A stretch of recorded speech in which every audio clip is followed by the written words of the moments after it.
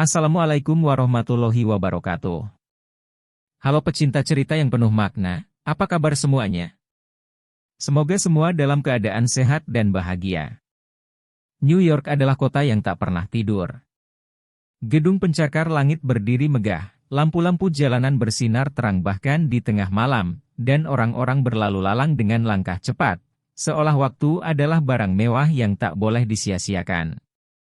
Kota ini adalah pusat impian dan ambisi. Disinilah orang-orang datang untuk mencari kesuksesan, harta, dan ketenaran. Di tengah hiruk-pikuk Manhattan, ada seorang pria bernama Michael Dawson, seorang pengusaha sukses berusia 45 tahun. Ia adalah pemilik beberapa properti mewah di New York dan memiliki jaringan bisnis yang luas. Namanya dikenal di kalangan investor dan pebisnis elit. Dengan jas mahal yang selalu rapi, mobil sport yang terparkir di depan kantornya, dan apartemen mewah yang menghadap Central Park, Michael memiliki semua hal yang diimpikan banyak orang. Namun, di balik kesuksesan itu, ada sesuatu yang tak bisa ia jelaskan. Setiap kali ia pulang ke apartemennya yang luas dan sunyi, ia merasakan kehampaan. Seakan ada sesuatu yang hilang, sesuatu yang tidak bisa dibeli dengan uang. Michael tidak pernah memikirkan hal ini terlalu dalam. Baginya, kehidupan adalah tentang bekerja keras dan menikmati hasilnya. Ia mengisi waktunya dengan pesta mewah, pertemuan bisnis, dan perjalanan ke berbagai negara. Jika merasa bosan, ia cukup memesan tiket ke Eropa atau Asia untuk menikmati liburan mewah. Ia punya teman-teman banyak, tetapi semuanya ada karena bisnis dan status sosialnya. Suatu malam, setelah menghadiri pesta eksklusif di salah satu hotel bintang 5 di Manhattan, Michael duduk sendirian di balkon apartemennya. Dari atas sana, ia bisa melihat gemerlap kota yang tak pernah tidur. Namun, semakin ia menatap ke kejauhan, semakin ia merasa kosong. Ia bertanya dalam hati, apakah ini semua yang ada dalam hidup? Ia mencoba mengalihkan pikirannya dengan membuka ponsel, mengecek saham, melihat koleksi mobilnya, dan bahkan menjadwalkan pertemuan bisnis baru. Tetapi, rasa hampa itu tetap ada. Tanpa ia sadari, perasaan inilah yang akan membawanya dalam perjalanan spiritual yang tak pernah ia bayangkan sebelumnya. Siang itu, matahari bersinar terik di langit New York. Michael Dawson duduk di kursi belakang mobil mewahnya, menatap layar ponselnya yang dipenuhi pesan-pesan bisnis. Ia baru saja menyelesaikan rapat dengan para investor dan sekarang dalam perjalanan ke Harlem untuk survei lokasi proyek barunya. Harlem, tempat ini dulu dikenal sebagai daerah yang keras, bukan, gumamnya dalam hati. Bagi Michael, Harlem bukanlah tempat yang sering ia kunjungi. Ia terbiasa dengan kehidupan di Manhattan, gedung pencakar langit, restoran bintang 5, dan lingkungan eksklusif tempat orang-orang berdasi sibuk dengan urusan bisnis. Namun, akhir-akhir ini, Harlem mulai berubah. Banyak investor melirik daerah ini untuk pengembangan properti, dan Michael tidak ingin kehilangan peluang emas. Setibanya di lokasi, ia keluar dari mobil dan melangkah di trotoar yang agak ramai. Bangunan tua dengan dinding bata merah berdiri di sepanjang jalan, beberapa di antaranya sudah direnovasi menjadi kafe modern dan apartemen mewah. Ia menyesuaikan kacamata hitamnya, berjalan dengan percaya diri seperti biasa. Namun, sesuatu menghentikan langkahnya. Di sudut sebuah taman kecil, ia melihat seorang pria tua sedang bersujud di atas sajadah. Pria itu mengenakan pakaian sederhana, wajahnya penuh ketenangan, seolah dunia di sekitarnya tidak ada. Michael berdiri terpaku. Dalam hidupnya, ia jarang memperhatikan hal-hal seperti ini. Baginya, New York adalah kota yang bergerak cepat, tempat orang-orang berlomba-lomba mengejar kesuksesan. Tapi pria tua itu tampak begitu damai. Ia melanjutkan langkahnya, mencoba mengabaikan rasa penasaran yang tiba-tiba muncul. Namun, bayangan pria itu tetap menghantuinya sepanjang hari. Keesokan harinya, setelah menyelesaikan urusan bisnisnya, Michael memutuskan kembali ke tempat itu. Kali ini, ia melihat lebih banyak orang berkumpul di taman kecil tersebut. Beberapa di antaranya duduk berbincang, sementara yang lain membagikan makanan kepada tunawisma dan orang-orang yang lewat. Michael mengamati mereka dari kejauhan. "Siapa mereka?" tanyanya dalam hati. Pemandangan itu terasa asing baginya. Dalam dunia bisnis, ia terbiasa melihat orang-orang yang hanya peduli pada keuntungan. Semua yang dilakukan harus ada timbal baliknya. Tapi orang-orang ini, mereka tampak tulus. Mereka tidak mendapat apa-apa dari perbuatan ini, setidaknya, tidak secara materi. Tanpa sadar, Michael mendekat. Di antara mereka, ada seorang pemuda berusia sekitar 30 tahun yang mengenakan pakaian sederhana. Wajahnya ramah, senyumnya tulus. Michael mengambil napas dalam-dalam dan memberanikan diri bertanya. "Hai, bolehkah aku bertanya sesuatu?" Pemuda itu menoleh dan tersenyum.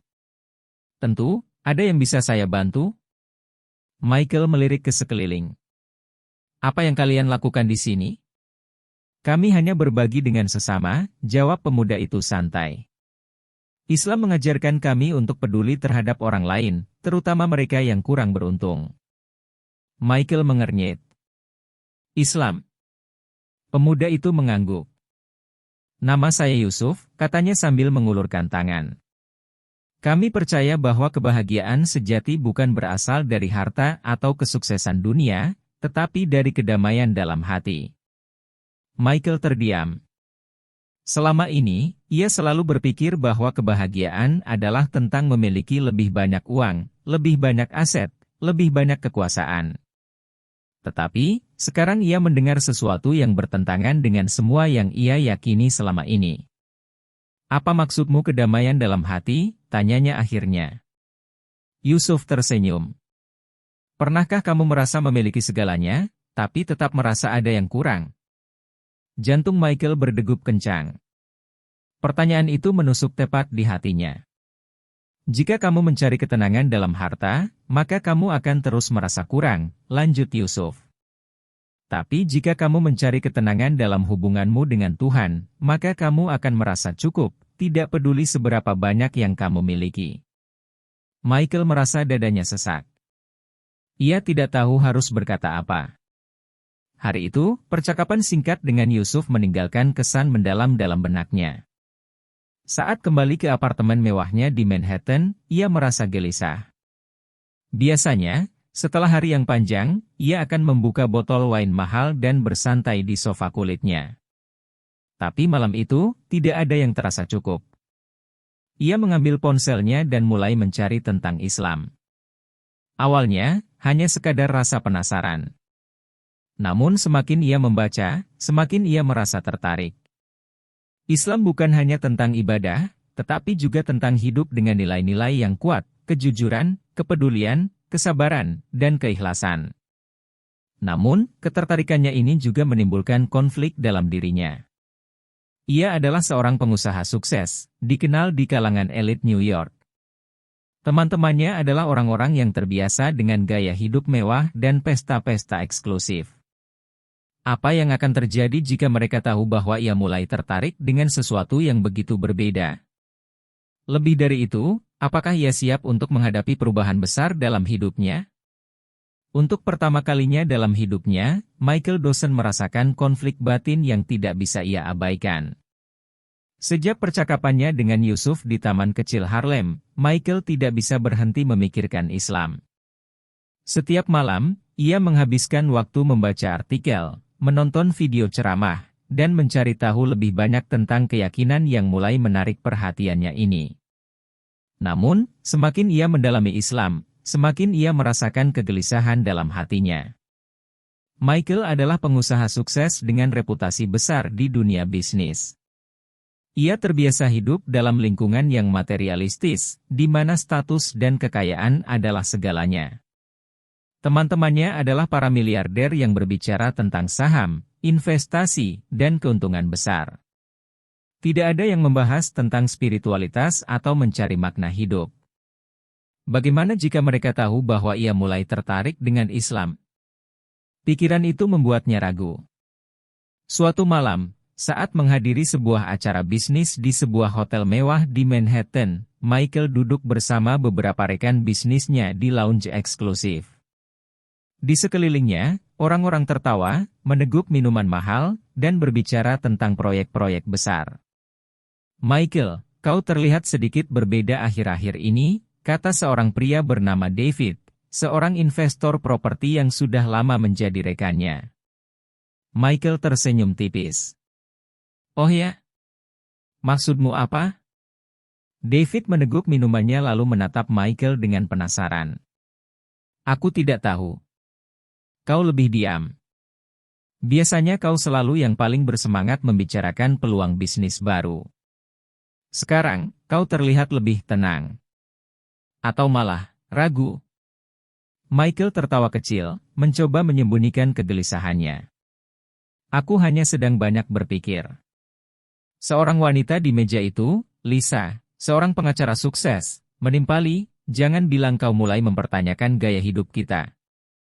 Ayolah, Michael, kita sudah sampai di puncak. Hidup ini untuk dinikmati." Kata-kata itu membuat Michael termenung. Benarkah hidup hanya tentang menikmati kekayaan? Jika ya, mengapa ia tetap merasa kosong? Ketika ia pulang ke apartemennya malam itu, ia merasa semakin gelisah. Ia membuka ponselnya dan mencari video tentang mualaf, orang-orang yang menemukan Islam setelah perjalanan panjang pencarian spiritual. Banyak dari mereka memiliki kisah yang mirip dengannya, merasa kosong meski memiliki segalanya. Namun, ada sesuatu yang lebih besar yang mengganggu pikirannya. Bagaimana jika keluarganya tahu? Keesokan harinya, Michael menerima telepon dari adiknya, Richard Dawson, seorang pengacara ternama di New York. "Kita perlu bicara," suara Richard terdengar serius. Beberapa jam kemudian, mereka bertemu di sebuah restoran elit di Fifth Avenue. Richard adalah pria yang selalu rapi dan penuh percaya diri, seperti halnya Michael. Namun, hari itu, wajahnya terlihat lebih tegang dari biasanya. "Apa yang sebenarnya terjadi denganmu?" tanya Richard langsung begitu mereka duduk. Michael mengangkat alis. "Maksudmu? Aku dengar kau sering ke Harlem, berbicara dengan orang-orang yang berbeda dari lingkungan kita." Michael terdiam. Rupanya, kegiatannya tidak luput dari perhatian. Richard melanjutkan, "Michael, dengar. Kau adalah nama besar di dunia bisnis. Kau punya reputasi yang harus dijaga. Orang-orang tidak akan memahami kalau kau mulai bergaul dengan komunitas seperti itu." Michael menatap adiknya tajam. "Komunitas seperti itu," ulangnya. Richard menghela napas. "Kau tahu maksudku. Jangan sampai ini merusak citramu." Michael merasa dadanya sesak. Mengapa orang-orang selalu berbicara tentang citra? Mengapa tidak ada yang peduli dengan apa yang benar-benar ia rasakan? "Apa yang kau cari sebenarnya, Michael?" tanya Richard dengan nada lebih lembut. Michael terdiam sejenak, lalu menjawab pelan, "Aku mencari sesuatu yang selama ini tidak pernah kutemukan." Richard menggeleng. "Kau sudah punya segalanya. Apalagi yang kurang?" Michael ingin menjelaskan, tetapi ia tahu adiknya tidak akan mengerti. Saat masih dalam kebingungan antara mempertahankan hidupnya yang sekarang atau mengikuti kata hatinya, cobaan besar datang menghantam. Salah satu mitra bisnisnya tersandung skandal finansial besar. Investigasi dari pemerintah mulai dilakukan, dan beberapa proyek properti yang terkait dengan perusahaan Michael terkena dampaknya. Dalam waktu singkat, harga saham perusahaannya anjlok. Para investor mulai panik, dan beberapa bahkan menarik diri. Media mulai memberitakan tentang kasus ini, dan nama Michael ikut terseret. Untuk pertama kalinya dalam hidupnya, Michael mengalami kegagalan besar. Teleponnya tidak berhenti berdering. Beberapa pengacara dan penasihat keuangan menghubunginya, mencoba mencari jalan keluar. Namun, yang paling menyakitkan baginya adalah melihat bagaimana teman-temannya, orang-orang yang dulu selalu bersamanya dalam pesta dan bisnis, satu persatu menjauh. Tidak ada lagi panggilan ramah dari David. Tidak ada lagi undangan dari Lisa. Ia kini sendirian. Di tengah keterpurukannya, ia teringat pada Yusuf dan komunitas Muslim yang ia temui di Harlem. Mereka tidak memiliki apa-apa, tetapi mereka terlihat bahagia. Mereka tidak mengejar dunia, tetapi mereka memiliki ketenangan. Apakah ini petunjuk dari Tuhan? Dalam kondisi terpuruk, Michael merasa tidak punya siapa-siapa lagi. Ia memutuskan untuk mengunjungi masjid di Queens, tempat yang pernah disebut Yusuf. Ketika ia melangkah masuk, hatinya bergetar.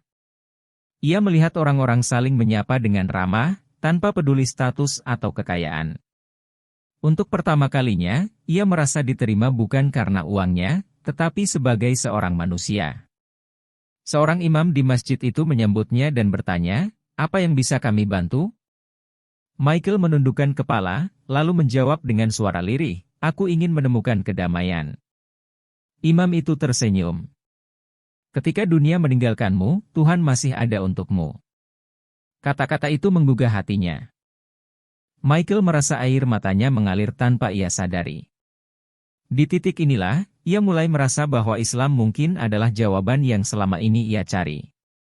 Malam itu, setelah keluar dari masjid di Queens, Michael Dawson duduk sendirian di bangku kayu taman yang terletak di seberang jalan. Udara dingin menusuk kulitnya, tetapi pikirannya jauh lebih kacau dibandingkan dengan suhu dingin yang menyelimutinya. Hari ini adalah hari yang mengubah segalanya. Selama bertahun-tahun, ia hidup dalam bayang-bayang ambisi, kesuksesan, dan kekayaan. Namun, dalam sekejap, dunia yang ia bangun dengan begitu kokoh mulai runtuh. Reputasinya hancur, kepercayaannya dari para investor menghilang, dan yang lebih menyakitkan, orang-orang yang dulu ia anggap sebagai sahabat tidak lagi menaruh perhatian padanya. Di tengah kehancuran itu, ia justru menemukan dirinya terdorong untuk mencari sesuatu yang lebih dari sekadar dunia materi. Ketika duduk di taman, ia mengingat percakapan dengan imam masjid tadi. "Ketika dunia meninggalkanmu, Tuhan masih ada untukmu." Kata-kata itu berulang kali terngiang di benaknya. Michael menatap ke langit. Untuk pertama kalinya dalam hidupnya, ia merasa kecil. Ia yang dulu merasa bisa mengendalikan segalanya dengan uang dan kekuatan bisnis, kini menyadari bahwa ada hal-hal yang jauh di luar kendalinya. Ia mengambil napas dalam-dalam, lalu mengambil ponselnya. Jemarinya gemetar saat ia mengetik pesan kepada Yusuf. "Michael, bisa kita bertemu? Aku butuh bicara." "Tak butuh waktu lama," Yusuf membalas. "Yusuf, tentu, saudaraku. Datanglah ke masjid besok pagi. Kami akan menunggu." Keesokan paginya, Michael kembali ke masjid di Queens. Kali ini, ia tidak lagi merasa canggung. Ia disambut oleh Yusuf dan beberapa orang lainnya yang tersenyum hangat kepadanya. Imam yang ditemuinya kemarin mengajak Michael duduk di sebuah ruangan kecil yang tenang. "Apa yang membawa Anda kembali ke sini, Tuan Dawson?" tanya sang imam dengan lembut. Michael menunduk. "Aku kehilangan segalanya. Selama ini aku pikir uang adalah segalanya, tetapi sekarang aku menyadari aku tidak punya apa-apa." Sang imam tersenyum. "Mungkin ini bukan kehilangan, tetapi awal dari menemukan sesuatu yang lebih berharga." Michael menatap imam itu dengan bingung. "Selama ini, kau merasa kaya karena harta. Tetapi apakah hatimu merasa tenang?" Michael menggeleng pelan. "Tidak pernah. Kedamaian sejati datang ketika kita menyerahkan diri kepada Tuhan, bukan kepada dunia." Michael menarik napas dalam-dalam. Ia merasa kalimat itu begitu benar, tetapi juga menakutkan. Apakah ia benar-benar siap untuk menerima perubahan ini? "Bagaimana aku tahu bahwa ini jalan yang benar?" tanyanya. Imam itu tersenyum. "Buka hatimu, pelajari, dan rasakan sendiri. Islam tidak memaksa, tetapi jika kau mencari kebenaran, ia akan datang kepadamu." Michael termenung. Ia sudah membaca banyak tentang Islam, tetapi kali ini, hatinya mulai terbuka lebih lebar. "Jika aku ingin menjadi seorang Muslim, apa yang harus aku lakukan?" Yusuf yang duduk di sampingnya tersenyum. Kau hanya perlu bersaksi dengan hatimu yang tulus, bahwa tidak ada Tuhan selain Allah, dan Muhammad adalah utusannya. Michael terdiam lama. Dalam hatinya, ada pertarungan antara masa lalunya dan keyakinan baru yang ia temukan. Namun, semakin ia berpikir, semakin ia menyadari bahwa inilah yang selama ini ia cari, kedamaian, makna hidup, dan hubungan dengan Tuhan. Ia mengangguk pelan. Aku siap. Hari itu, di ruangan sederhana Masjid Queens, Michael Dawson duduk bersila di atas karpet dengan Yusuf, imam, dan beberapa saksi di sekelilingnya. Dengan suara yang sedikit bergetar, ia mengucapkan 2 kalimat syahadat. Asyhadu alla ilaha illallah, wa asyhadu anna Muhammadar Rasulullah. Aku bersaksi bahwa tidak ada Tuhan selain Allah, dan aku bersaksi bahwa Muhammad adalah utusan Allah. Begitu kata-kata itu keluar dari bibirnya, Michael merasakan sesuatu yang belum pernah ia rasakan sebelumnya. Ada rasa tenang yang begitu dalam. Ada beban berat yang selama ini menghimpit hatinya, kini terasa lepas. Air mata menggenang di matanya. Ia, seorang pria yang terbiasa berpikir logis dan rasional, kini menangis tanpa bisa menjelaskan alasannya. Yusuf menepuk pundaknya. Selamat datang di keluarga besar Islam, saudaraku. Orang-orang di ruangan itu tersenyum dan memeluknya satu persatu. Mereka tidak melihatnya sebagai seorang miliarder atau pebisnis sukses. Mereka menerimanya sebagai seorang saudara, seorang manusia yang mencari kebenaran. Untuk pertama kalinya dalam hidupnya, Michael merasa benar-benar diterima, bukan karena status atau uangnya, tetapi karena hatinya. Hari itu, Michael Dawson menemukan kedamaian yang selama ini ia cari. Setelah mengucap syahadat, Michael Dawson merasa seperti orang baru. Ada ketenangan yang belum pernah ia rasakan sebelumnya, seolah beban yang selama ini menekannya telah terangkat. Namun, perjalanan spiritualnya baru saja dimulai. Meskipun hatinya telah mantap dalam Islam, dunia di sekelilingnya tidak serta-merta berubah. Ia masih harus menghadapi konsekuensi dari keputusannya, baik dalam dunia bisnis maupun dalam hubungan pribadinya. Michael tahu bahwa salah satu tantangan terbesar yang harus ia hadapi adalah keluarganya. Selama ini, keluarganya selalu menjunjung tinggi status sosial dan nilai-nilai yang jauh dari ajaran Islam. Ia memutuskan untuk memberitahu adiknya, Richard, lebih dulu. Mereka bertemu di apartemen Michael, sebuah penthouse mewah yang menghadap ke hiruk-pikuk kota New York. Richard datang dengan ekspresi serius, seolah sudah mendengar sesuatu. Apa yang sebenarnya terjadi, Michael? Tanya Richard begitu duduk. Michael menarik napas dalam-dalam. Aku ingin kau mendengar langsung dariku, bukan dari orang lain. Aku telah memeluk Islam. Ruangan itu tiba-tiba terasa sunyi. Richard menatapnya dengan ekspresi tak percaya. Kau bercanda, kan? Michael menggeleng. Aku serius, Rich. Aku telah menemukan sesuatu yang selama ini aku cari. Islam memberiku kedamaian yang tidak pernah kutemukan dalam bisnis atau kekayaan. Richard mengusap wajahnya, tampak frustrasi. Michael, kau sadar apa yang kau lakukan? Apa yang akan dikatakan orang-orang? Bagaimana dengan bisnis kita? Reputasi keluarga? Michael tersenyum tipis. Dulu aku juga berpikir seperti itu. Aku hidup hanya untuk mempertahankan citra dan status. Tapi sekarang, aku menyadari bahwa itu bukan yang terpenting. Richard menggeleng. Kau benar-benar gila. Terserah kau mau berpikir apa. Tapi aku harap kau tetap melihatku sebagai saudaramu. Richard terdiam cukup lama sebelum akhirnya berdiri. Aku butuh waktu untuk mencerna ini. Tanpa berkata apa-apa lagi, ia pergi meninggalkan Michael sendiri. Michael menghela napas. Ia tahu ini tidak akan mudah, tetapi ia telah bersiap menghadapi segalanya. Keputusan Michael untuk masuk Islam tidak hanya berdampak pada hubungan keluarganya, tetapi juga pada bisnisnya. Banyak rekan bisnisnya mulai menjauh. Beberapa investor bahkan menarik dukungan mereka setelah mengetahui perubahan dalam hidupnya. Media juga mulai meliput kisahnya dengan berbagai spekulasi.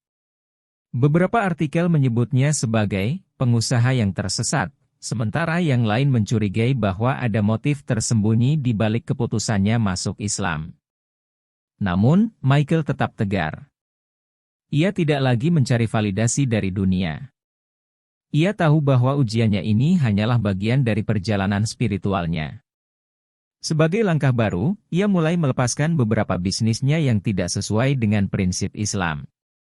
Ia menjual saham di perusahaan yang bergerak di bidang riba dan hiburan malam, meskipun keputusan itu membuatnya kehilangan jutaan dolar.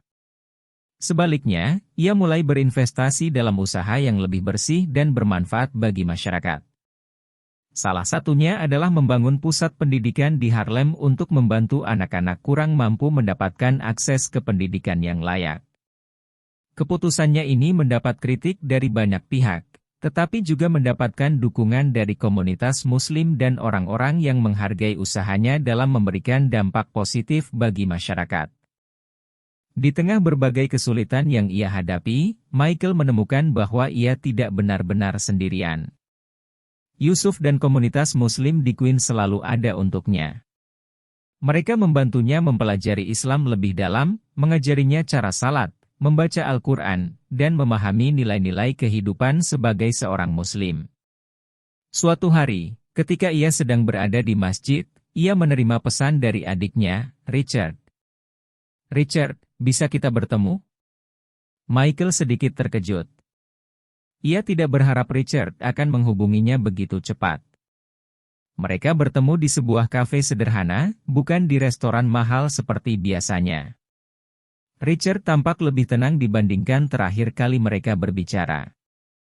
"Aku sudah banyak berpikir," kata Richard, membuka pembicaraan. "Aku tidak akan berpura-pura mengerti keputusanmu, tapi aku bisa melihat satu hal." "Apa itu?" tanya Michael. "Kau tampak lebih bahagia." Michael tersenyum. "Karena aku memang lebih bahagia." Richard menghela napas. "Aku masih belum bisa menerima ini sepenuhnya, tapi kau tetap kakakku. Aku hanya berharap kau tahu apa yang kau lakukan." Michael menepuk bahu adiknya. "Aku tahu, Rich. Terima kasih karena masih menerimaku." Meski belum sepenuhnya mendukung, Richard tidak lagi menjauh seperti sebelumnya. Itu sudah cukup bagi Michael. Setahun setelah masuk Islam, hidup Michael Dawson telah berubah total. Ia bukan lagi pengusaha yang terobsesi dengan keuntungan semata, tetapi seseorang yang berusaha menjalani hidup dengan lebih bermakna. Ia menghabiskan lebih banyak waktu untuk belajar dan mendalami Islam. Bisnisnya kini lebih berorientasi pada manfaat sosial, dan ia mendirikan beberapa proyek amal untuk membantu masyarakat miskin di berbagai tempat. Michael juga semakin dikenal di komunitas Muslim sebagai seorang mualaf yang teguh dalam keyakinannya. Suatu hari, setelah salat Jumat di Masjid Queens, seorang pria menghampirinya. "Aku membaca kisahmu di internet," katanya. "Aku juga sedang mencari kebenaran, tapi aku takut kehilangan segalanya." Michael tersenyum dan menepuk pundak pria itu. "Aku juga takut dulu. Tapi percayalah, ketika kau menemukan Tuhan, kau tidak akan kehilangan apa-apa. Justru kau akan mendapatkan lebih banyak dari yang pernah kau bayangkan." Pria itu terdiam, lalu tersenyum tipis. "Terima kasih. Itu sangat berarti." Michael tersenyum.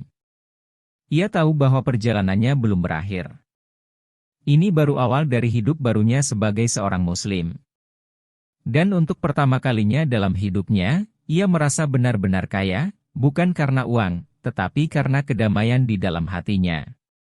Semoga cerita ini menambah pengetahuan, inspirasi dan motivasi kita. Mohon maaf apabila ada cerita yang kurang berkenan. Terima kasih. Wassalamualaikum warahmatullahi wabarakatuh.